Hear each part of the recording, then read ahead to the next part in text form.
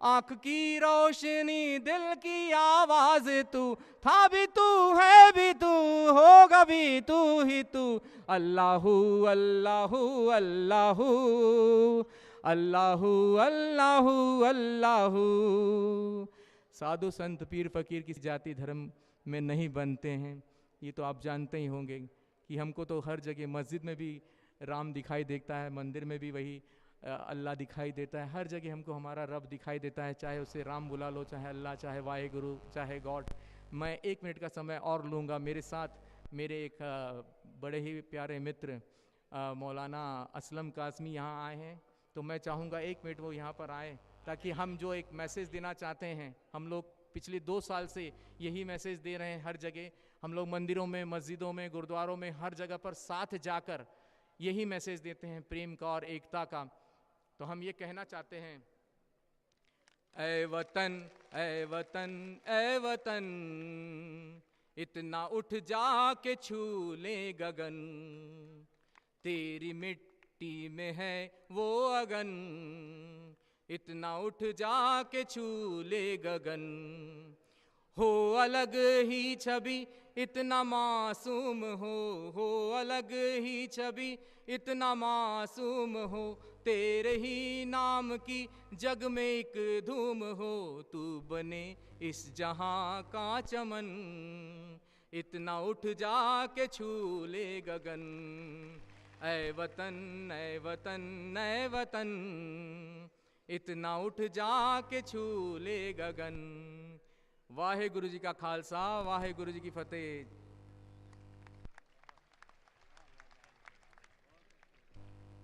ये थे बाबा सत्यानंद दास जी, जो बड़े ही अच्छे अंदाज में अपना पैगाम मोहब्बत आपको सुना रहे थे और ये बता रहे थे कि वतन के साथ मोहब्बत रखना हर धर्म सिखाता है, कोई धर्म आपस में बैर रखना नहीं सिखाता। हमारे पास वक्त बहुत ही कम है, 10 बजे तक हम अपने इस प्रोग्राम को ख़त्म करेंगे और हमारे दरमियान मुख्तलिफ़ धर्म की अज़ीम शख्सियतें मौजूद हैं, उन सब को हमें सुनना है। आइए हम अब एक और ऐसी शख्सियत जिनका अपने समाज में और अपने धर्म के लोगों में एक बड़ा ऊंचा मकाम है, और बीड़ में होने वाली हमारी कौमी यकजहती कॉन्फ्रेंस में वो तशरीफ़ लाए थे। इस मर्तबा भी उन्होंने हमें अपनी मोहब्बतों से नवाजा है और हमारी हक़ीर दावत पर वो तशरीफ़ लाए हैं। अपनी मसरूफ़ियतों से अपना कीमती वक्त निकाल कर मेरी मुराद इससे श्री भंते परशील रत्ना गौतम साहब, जो बुद्ध धर्म के पेशवा हैं, गांधीनगर गुजरात से तशरीफ़ लाए हैं, मैं उनसे बसद अदब व एहतराम गुजारिश करता हूं कि आप तशरीफ़ लाएं और अपना पैगाम इस प्यासे मजमे को पहुंचाएं। जनाब श्री भंते परशील रत्ना गौतम साहब, बुद्ध धर्म के पेशवा, आप तशरीफ़ लाएं।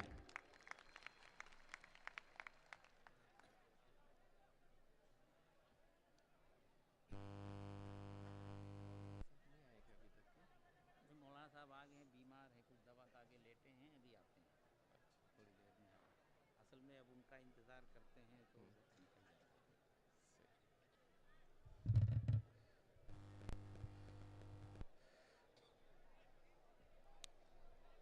नमो बुद्धाय साथियों और सलाम वालेकुम।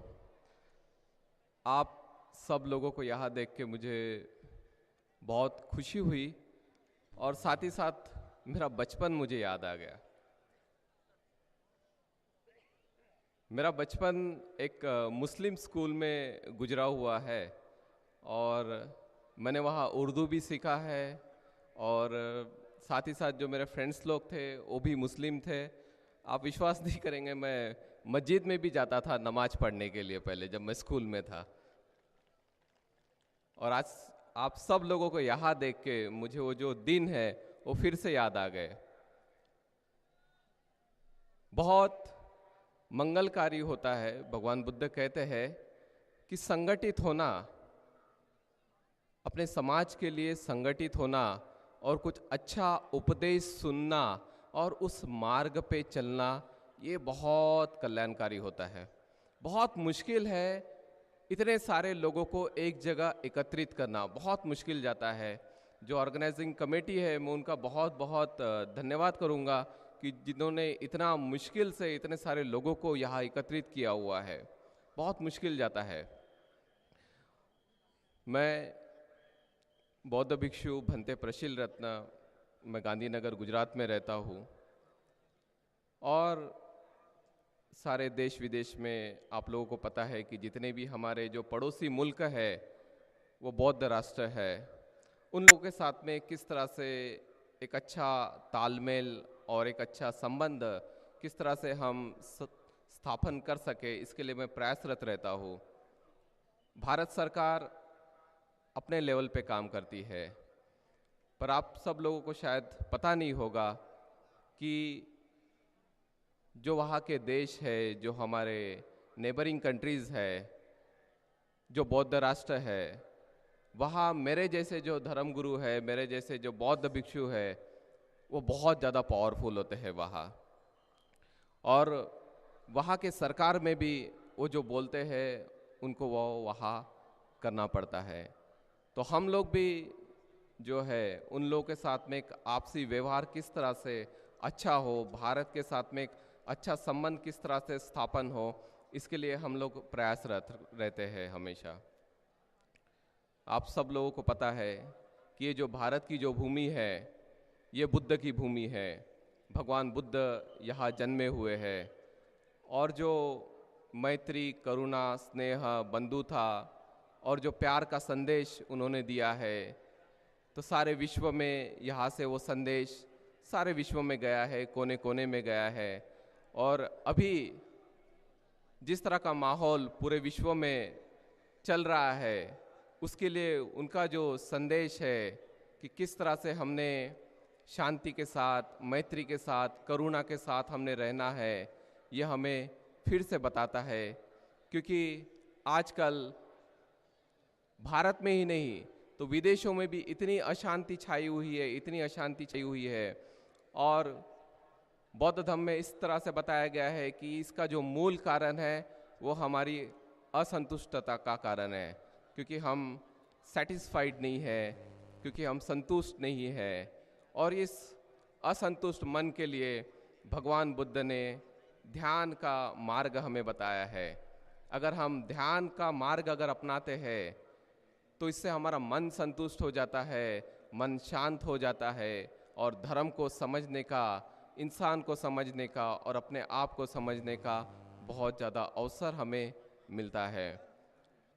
हमारे जो जीवन में हम जब भी दुखी होते हैं तो उस दुख का कारण हम लोगों को बताते हैं कि मेरे भाई ने मुझे दुख पहुंचाया है, मेरे पड़ोसी ने मुझे दुख पहुंचाया है, मेरे माता पिता ने, मेरे पति पत्नी ने, भाई बहनों ने मुझे दुख पहुंचाया है। लेकिन भगवान बुद्ध कहते हैं कि अगर आप अपने मन में भीतर में अगर देखते हैं तो उसका मूल का जो कारण है, दुख का जो कारण है, आप खुद है। क्योंकि हम अपने दुखों का अभी तक के नष्ट नहीं कर पाए हैं और इसको अगर नष्ट करना है तो भगवान बुद्ध ने जो ध्यान भावना जो हमें सिखाया है, जो विपश्यना जो सिखाया है, उस मार्ग को हमें अपनाना होगा। अगर उस मार्ग को अगर आप अपनाते हैं, अपने जीवन में ध्यान प्रणाली लाते हैं, तो ध्यान प्रणाली से आपका मन शांत होगा, आपका मन एकाग्र होगा, आपके मन में अच्छे विचार आएंगे, उससे आप बहुत अच्छा काम भी कर पाएंगे, खुद के लिए, परिवार के लिए, समाज के लिए, धर्म के लिए। पर उस विधि को हमें अपनाना होगा। आप सब लोगों को मालूम है कि ध्यान विधि जो है वो पुरातन काल की है। आज जो योगा है वो योगा अंतर्राष्ट्रीय स्तर पे उसको मान्यता प्राप्त हुई है। हम लोग भी प्रयास कर रहे हैं कि जो ध्यान भावना है, योगा और ध्यान, इसको भी दोनों को एक साथ अंतर्राष्ट्रीय स्तर पे अगर मान्यता मिले तो ये जो समाज है शारीरिक और मानसिक रूप से एक अच्छा समाज हम बना सकते हैं। भगवान बुद्ध का जो जीवन है, सारा जो जीवन है लोक कल्याण के लिए ही गया। 29 साल की उम्र में उन्होंने ग्रह त्याग किया और 35 साल की उम्र में उनको ध्यान प्राप्ति हुई, और ध्यान प्राप्ति के बाद में वे एक राजा के लड़के थे, लेकिन घर पे नहीं गए और सारा जीवन लोक कल्याण लोक हित में उन्होंने बिताया है। उनका जन्म जंगल में हुआ, किसी पेड़ के नीचे। उनको ध्यान प्राप्ति भी जंगल में हुआ, किसी पेड़ के नीचे। उन्होंने जो पहला धर्म का उपदेश दिया वो भी जंगल में पेड़ के नीचे, और उन्होंने जब शरीर छोड़ा वो भी जंगल में किसी पेड़ के नीचे। सारा जो जीवन है एक निसर्गरम्य वातावरण में वो रहे, और वही लोगों को उपदेश दिया कि आप भी बहुत अच्छे से निसर्गमय वातावरण में रह के आपका जो स्पिरिचुअल डेवलपमेंट है वो आप कर सकते हैं, आध्यात्मिक विकास हम कर सकते हैं। सारा जीवन उन्होंने लोक कल्याण लोक हित में दिया है। उसी तरह से उन्होंने बौद्ध भिक्षु भी, मुझ जैसे बौद्ध भिक्षु उन्होंने बनाए। वो बौद्ध भिक्षु भी इसीलिए उन्होंने बनाया कि जो उन्होंने मार्ग बताया है, जो सुख और शांति का जो मार्ग उन्होंने बताया है, वो वर्तमान में रहे, भविष्य में रहे ना रहे, तो ये जो उनका जो मार्ग बताया हुआ है, जो सुख और शांति का जो मार्ग है, वो लोगों तक के हम लेके जाए। भगवान बुद्ध ने जो भी उपदेश दिया वो लोक हित में, लोक कल्याण में इतना कल्याणकारी है, इतना मंगलमय है। भगवान बुद्ध कहते हैं कि जो मैंने मार्ग बताया है वो आदि में कल्याण है, मध्य में कल्याण है और अंत में भी कल्याण है। जैसे कोई शक्कर की गोनी हो, तो शक्कर की गोनी में से आप शक्कर ऊपर से निकालो, बीच से निकालो या नीचे से निकालो, तो भी आपको उसमें मिठास ही नजर आएंगी।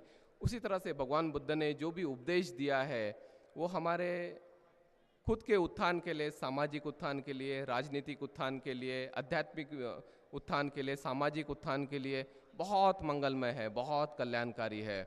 इसी कल्याणकारी मार्ग को अपना के आप सब लोगों को पता होगा कि जापान, कोरिया, चाइना, ये सब जो देश है इतने विकसित हुए हैं। तो यही जो मार्ग है वही बाबा साहब ने 1956 में अपनाया। नागपुर में सभी लोगों को खुद बौद्ध धम्म की दीक्षा लिए और लोगों को बौद्ध धम्म की दीक्षा उन्होंने दी है।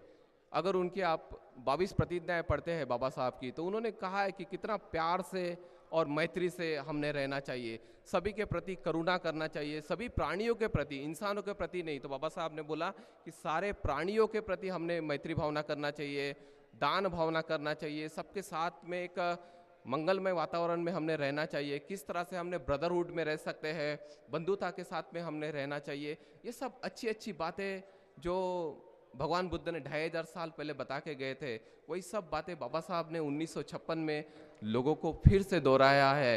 और जो जो उस मार्ग पे चला हुआ है, आज उस समाज का हम देखते हैं कि कितना विकास हुआ है।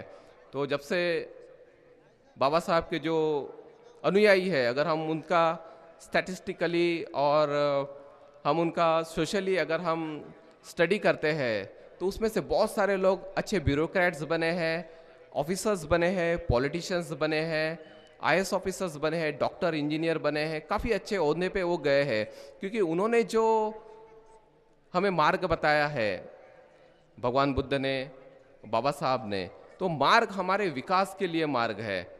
उस समय का आप लोगों को पता होगा कि जिस समय आज़ादी का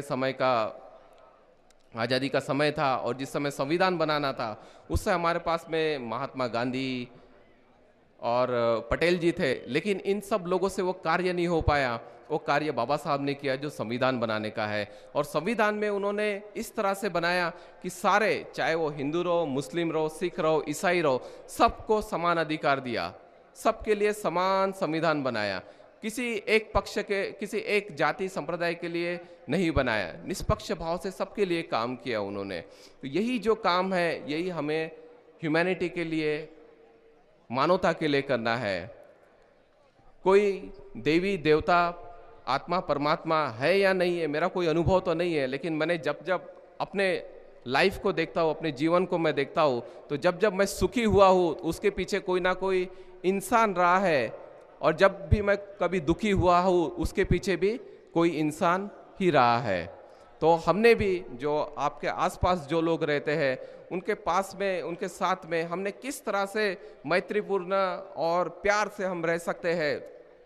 क्योंकि अगर आपका पड़ोसी अगर भूखा है तो हम किस तरह से अन्न ग्रहण कर सकते हैं। बाबा साहेब भी यही कहते थे कि अगर हमारे पास में कोई चीज़ है तो उसको शेयर करना चाहिए, उसका लोगों का केयर करना चाहिए। तो जब हम लोगों का शेयर करेंगे, लोगों के साथ में शेयर करेंगे, अपनी जो बातें हैं उनके साथ में शेयर करेंगे, हम उनका केयर करेंगे, तो वो जो लोग हैं आपसे प्यार करना चालू कर देगा। और भगवान बुद्ध भी यही कहते हैं कि द्वेष से द्वेष शांत नहीं होता है।